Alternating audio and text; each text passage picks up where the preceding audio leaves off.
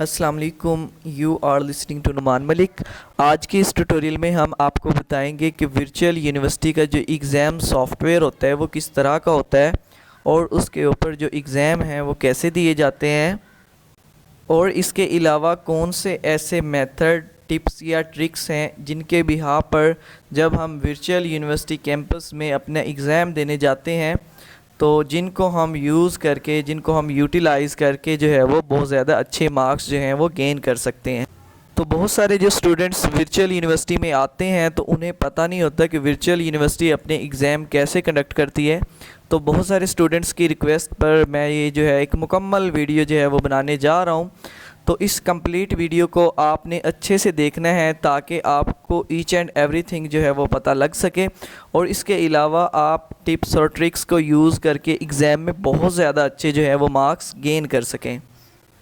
तो dear students, video को start करने से पहले मैं आपको रिकमेंड करूंगा कि वर्चुअल यूनिवर्सिटी की तमाम असाइनमेंट्स के सॉल्यूशंस, पास्ट पेपर्स के लिए, फ़ाइनल टर्म्स के पेपर्स के सॉल्यूशंस के लिए नुमान मलिक के इस चैनल को सब्सक्राइब लाजमी कर लीजिएगा, क्योंकि आप सब्सक्राइब करेंगे तो आपका ही फ़ायदा होगा। आपको तमाम के तमाम नोटिफिकेशंस, अपडेट्स मिलेंगी सबसे पहले, और बेल आइकन को भी लाजमी प्रेस कर दीजिएगा क्योंकि इसमें कौन सा आपके पैसे लगते हैं। तो गाइज़, वीडियो को स्टार्ट करते हैं। सबसे पहले आपने बनानी होती है डेट शीट।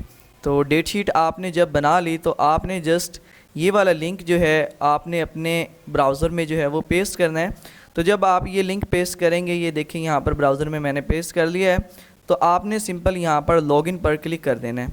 तो जब आप लॉगिन पर क्लिक करेंगे तो यहाँ पर आपने वर्चुअल यूनिवर्सिटी की आईडी और यहाँ पर देना है पासवर्ड। तो जब आप ये दोनों चीज़ों दे लेंगे तो देन आपको सबसे पहले यहाँ पर आपकी अपनी जो डेट शीट है वो दिखाई देगी। तो ये सारा का सारा डेट शीट जो है ये मैंने ख़ुद बनाया है और ये मेरी डेट शीट है। तो आपने भी सिंपल इस सेम प्रोसीजर को जो है वो चूज़ करना है। ये कंप्लीट वीडियो है जिसमें मुकम्मल तौर पर आपको ना गाइड किया जाएगा। तो यहाँ पर सबसे पहले आपने get examination password and entrance slip पर क्लिक करना है जब आपका ये सारा का सारा एग्ज़ाम शेड्यूल आपके सामने आ जाए। तो जब मैं इसके ऊपर क्लिक करूँगा तो यहाँ पर दो चीज़ें जो हैं मुझे एग्ज़ाम देने के लिए चाहिए होती हैं। पहली बात तो स्टूडेंट आईडी जो यहाँ पर आप देख सकते हैं मेंशन है, दूसरा एग्ज़ाम पासवर्ड।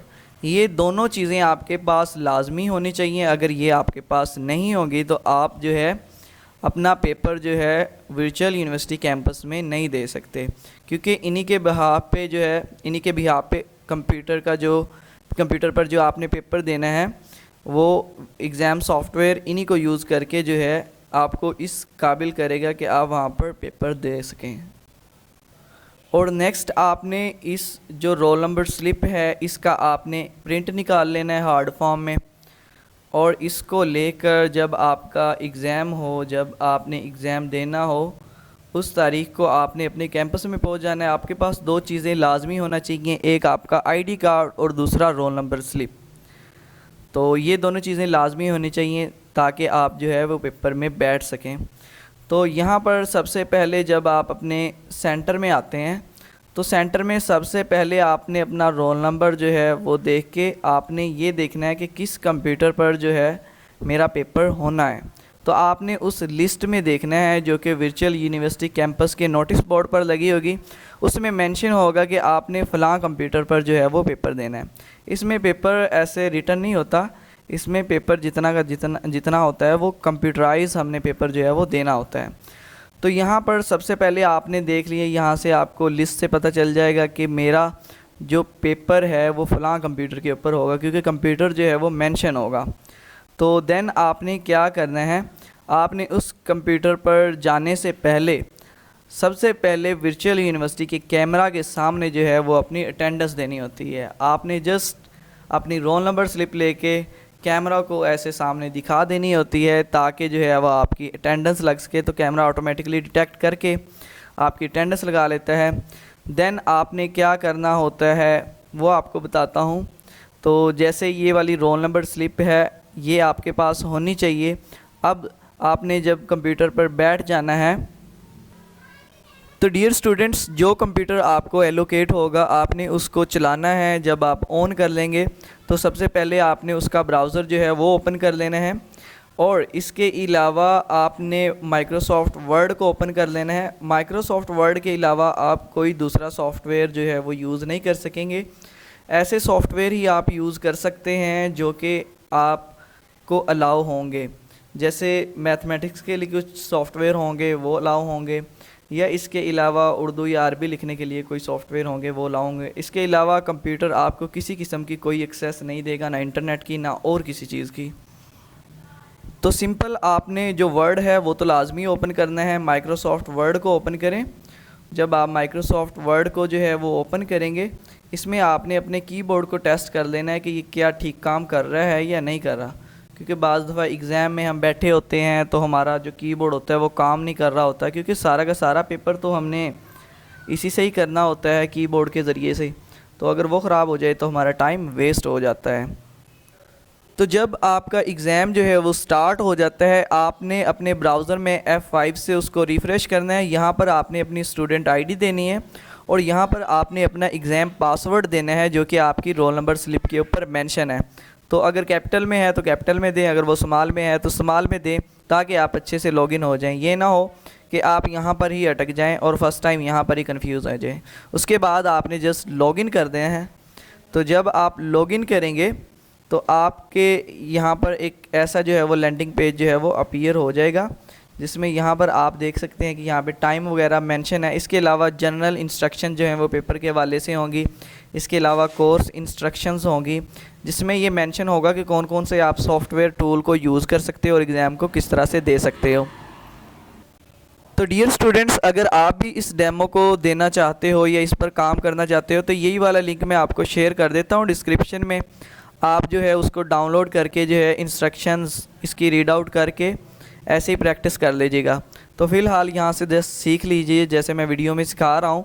तो आपने ये तमाम की तमाम जो इन्फॉर्मेशन है उनको कंफर्म करना है और इसके बाद आपने स्टार्ट पेपर पर क्लिक कर देना है।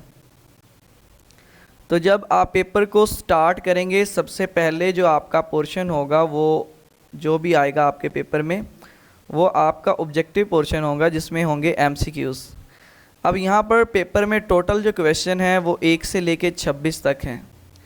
तो लेट्स सपोज कि ये 1 से लेके 26 तक है। यहाँ पर उसका टाइम मेंशन है कि मार्क्स इसके 1 हैं और जो इसका टाइम है वो 1 मिनट है, और यहाँ पर आपकी जो आईडी है वो शो हो रही होगी। अब यहाँ पर वो MCQ लिखा है कि MCQ है क्या।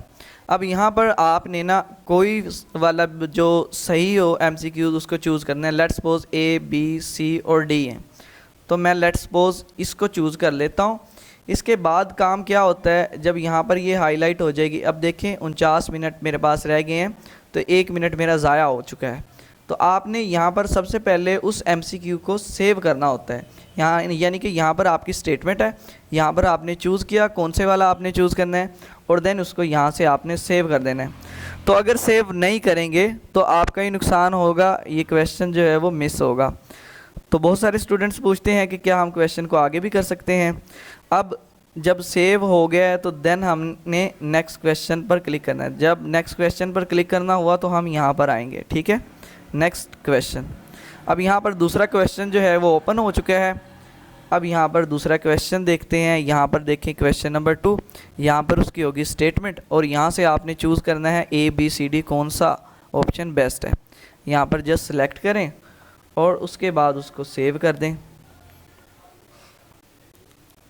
तो नेक्स्ट चलते हैं नेक्स्ट क्वेश्चन की जानिब। यहाँ से नेक्स्ट क्वेश्चन पर आते हैं। तो यहाँ पर क्वेश्चन चूज़ करते हैं, ये वाला उसका आंसर है। अब ये सारे के सारे जो क्विज़ेस वगैरह होते हैं, पेपर बेसिकली जो आपके ऑब्जेक्टिव होते हैं वो वहीं से आते हैं। इसके अलावा मैंने मटेरियल शेयर किया, वहाँ से उसको भी डाउनलोड कीजिएगा ताकि जो है आप पेपर अच्छे दे सकें और आपको तमाम के तमाम ऑब्जेक्टिव्स के आंसर आते हों। तो ओनली ऑब्जेक्टिव करने से भी लोग जो है बहुत ज़्यादा अच्छे नंबर इसमें ले लेते हैं और हर सब्जेक्ट में पास हो जाते हैं। यहाँ से आपने सेव कर लेना है। तो फिर नेक्स्ट ऐसे ही चलते जाना है। अब यहाँ पर एक छोटी सी टेक्निक बताता हूँ कि ये वाला जो पोर्शन होता है क्वेश्चन वाला, ये जो ऑब्जेक्टिव का पोर्शन है ये कॉपी हो जाता है। तो बहुत सारे स्टूडेंट्स ऐसे करते हैं कि जो है वो MCQs को करते जाते हैं। अब यहाँ से इसको कॉपी कर लेते हैं और माइक्रोसॉफ्ट वर्ड में जो है उसको पेस्ट कर देते हैं। लेट्स सपोज यहाँ पर मैं पेस्ट कर देता हूँ कुछ भी। तो यहाँ पर वो तमाम के तमाम ऐसे क्वेश्चन जो है ना वो पेस्ट कर लेते हैं। अब बहुत सारे ऐसे क्वेश्चंस होते हैं जो कि हमारे ऑब्जेक्टिव में होते हैं और वही वाले हमारे उसमें आ जाते हैं हमारे सब्जेक्टिव में। तो ऑब्जेक्टिव वाले जब सब्जेक्टिव में आ जाते हैं तो यहाँ पर अगर आपने वर्ड में उनको कॉपी किया हुआ तो मिक्स एंड मैच करके ना आप बहुत ज़्यादा अच्छे से आंसर उनका कर सकते हो।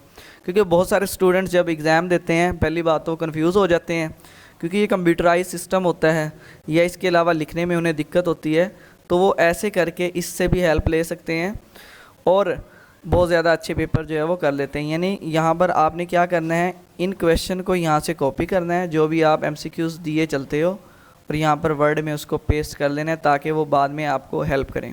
क्योंकि बड़ी बड़ी डेफिनेशंस आपको पता है कि आपने भी एग्ज़ाम्स दिए हैं जो कि हमें ऑब्जेक्टिव्स में पूछी जाती हैं और सिमिलरली उनके क्वेश्चन बनकर जो है हमारे पास सब्जेक्टिव में आ जाते हैं। तो यहाँ से नेक्स्ट क्वेश्चन पर क्लिक करें। अब यहाँ पर जो मैं क्वेश्चंस को करता जाऊँगा यहाँ पर वो स्टेटस मुझे दिखाता जाएगा कि किस आप क्वेश्चन पे हो, कौन से आपने मिस किए और कौन से आपने लगाए। जैसे कि एक दो क्वेश्चन जो हैं वो मैंने मिस किए, तो यहाँ पर जैसे मैंने क्वेश्चन 4 मिस किया तो यहाँ पर हाईलाइट हो गया है कि 4 मैंने नहीं किया और मैंने 5 कर लिया है, 5 को सेव कर लिया है। तो ऐसे आपके मार्क्स मिस होंगे अगर आपने सेव नहीं किया। तो इसको नेक्स्ट करते हैं। अब नेक्स्ट चलते हैं हम क्वेश्चन की जानब, इसको जो है नेक्स्ट क्वेश्चन करके, ठीक है। तो यहाँ पर डियर स्टूडेंट्स मैं क्वेश्चन नंबर 20 पर पहुँच गया हूँ और टोटल क्वेश्चन जो हैं वो 26 हैं। तो यहाँ पर वर्चुअल यूनिवर्सिटी में फ़ाइनल सेमेस्टर में और मिड टर्म में टोटल 26 क्वेश्चन होते हैं, जिनमें से 20 जो हैं वो MCQs होते हैं यानी कि ऑब्जेक्टिव, और बाकी वाले जो होते हैं वो सब्जेक्टिव होते हैं।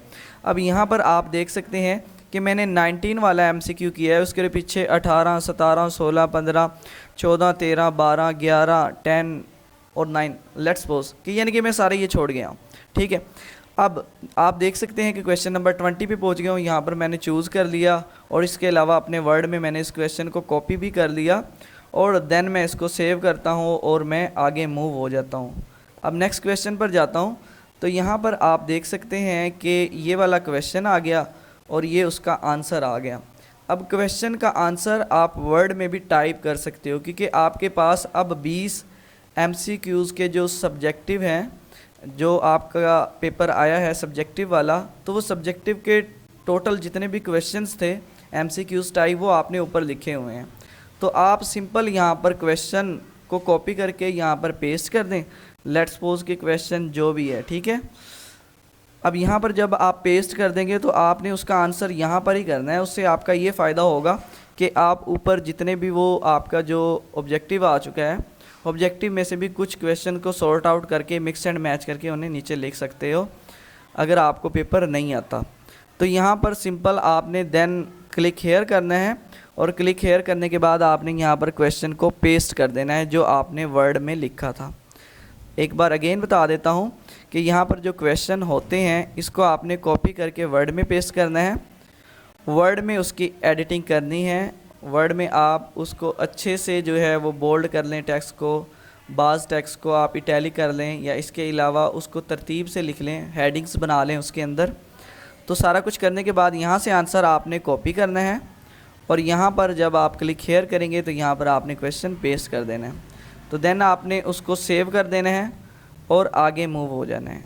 जब आप आगे मूव होंगे तो आपको ये टाइम भी बताता रहेगा साथ ही साथ। यहाँ पर जो टाइम आएगा आपको शो होगा, यहाँ पर आप देख सकते हैं कि 41 मिनट रहते हैं। तो यानी कि सारा का सारा टाइम आपको मेंशन होगा। अब ये कुछ स्टूडेंट्स ऐसे होते हैं जो कि पहले ये यानी कि 20 से लेके 26 तक जो क्वेश्चन हमारे सब्जेक्टिव के होते हैं वो कर लेते हैं, और कुछ स्टूडेंट्स ऐसे होते हैं जो ये जो क्वेश्चन 1 है यहाँ से जो 20 तक जो ऑब्जेक्टिव होता है उसको पहले कर देते हैं। तो मेरी रिकमेंडेशन आपसे यही है कि पहले जो है आप अपना जो आपने तैयार किया है ना ऑब्जेक्टिव उसी को करें और उसके बाद में जो है आप सब्जेक्टिव को करें। तो ऐसे आप अच्छा पेपर जो है वो कर सकते हैं। अब आपने ऑब्जेक्टिव में से बहुत सारे क्वेश्चंस यहाँ पर लिखे हुए हैं, तो अगर आपको पेपर नहीं आता तो उन्हीं को मिक्स एंड मैच करके आप यहाँ पर सब्जेक्टिव के क्वेश्चन बनाकर और यहाँ पर आप पेस्ट कर सकते हैं।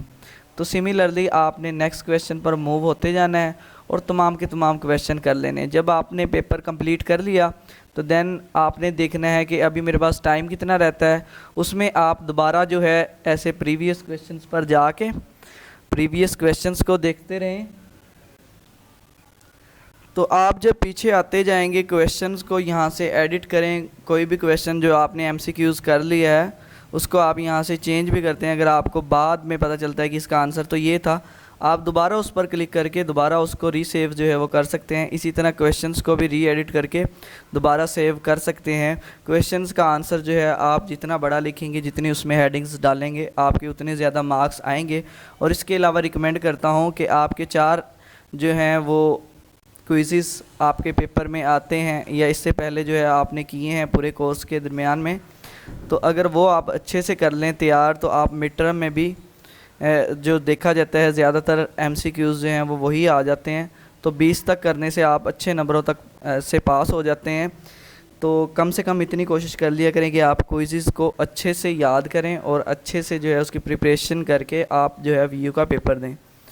तो ये थी सारी ट्रिक्स। तो इसके बाद आपने क्या करना है, जब आपने तमाम के तमाम क्वेश्चंस कर लिए, यहाँ पर आपको पता चल गया कि तमाम के तमाम नंबर्स हाईलाइट हैं और वो मैंने कर लिए हैं, उसके बाद आपने अपने टाइम पे जो है आपने इसको क्लिक करके जो है एग्ज़ाम को फ़िनिश कर देना है। या दूसरा, आप इसको फ़िनिश मत कीजिएगा क्योंकि आपने सारा की सारी जो है वो जांच पड़ताल करनी है कि जो आपने किया क्या वो ठीक किया है। उसके बाद आपने इसको फ़िनिश कर देना है, ठीक है। फ़िनिश बल्कि ना कीजिएगा, मैं आपको रिकमेंड तो यही करता हूँ कि आखिरी वक्त तक, यानी कि आखिरी 1 मिनट तक भी आपने अपने कंप्यूटर पे बैठे रहना है और क्वेश्चंस को देखते रहना है कि कौन सा ठीक किया है और कौन सा गलत किया है, ठीक है। अब यहाँ पर अगर मैं पहले इसको टाइम से पहले अगर सबमिट करता हूँ तो यहाँ से पे ये मुझसे कंफर्म करता है और फिनिश का ऑप्शन जो है वो मुझसे मांगता है। तो फिनिश करने से एग्ज़ाम जो है वो ख़त्म हो जाता है, ठीक है। इसके बाद जब आप एग्ज़ाम दे लेंगे तो ऐसा एक थैंक यू आएगा और वो आपसे जो है जितना भी डाटा आपने यहाँ पर अपने कंप्यूटर में सेव किया हुआ है सारा का सारा डाटा क्लियर कर देगा। और एग्ज़ाम सॉफ्टवेयर में आपको इसके अलावा कोई कॉपी पेंसिल किसी और चीज़ की ज़रूरत नहीं होती, ठीक है। आपके पास रोल नंबर स्लिप और आईडी कार्ड होना चाहिए, आप अपने एग्ज़ाम जो है बहुत ज़्यादा अच्छे से दे सकते हो। तो अगर इसके अलावा आपका कोई क्वेश्चन है या अगर आप कुछ नया सीखना चाहते हो तो कमेंट्स में मुझे लाजमी बताइएगा ताकि जो है उस पर भी मैं एक वीडियो बना सकूं। और ये था गाइज़, आपको एक कंप्लीट डिटेल्स दी जिसमें मैंने आपको एग्ज़ाम सॉफ्टवेयर के बारे में बताया। तो वर्चुअल यूनिवर्सिटी के एग्ज़ाम सारे के सारे कंप्यूटर में ही होते हैं, ख्वा आप किसी भी फील्ड से हो। ज़रूरी नहीं है कि सीएस वालों के लिए ही जस्ट वो इन्होंने कंप्यूटर पे रखा हुआ है कि कंप्यूटर पर एग्ज़ाम देंगे।